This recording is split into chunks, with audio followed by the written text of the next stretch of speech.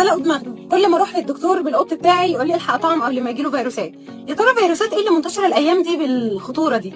فيروس اول حاجه واخطرهم هتكلم عن الطاعون. الطاعون ده من اخطر الحاجات اللي ممكن تحصل لاي قط في العالم يعني. وهو الطاعون او البارفو او الليكوبينيا ده هيتنقل لقطتي ازاي؟ ده انا ما بخرجهاش الشارع.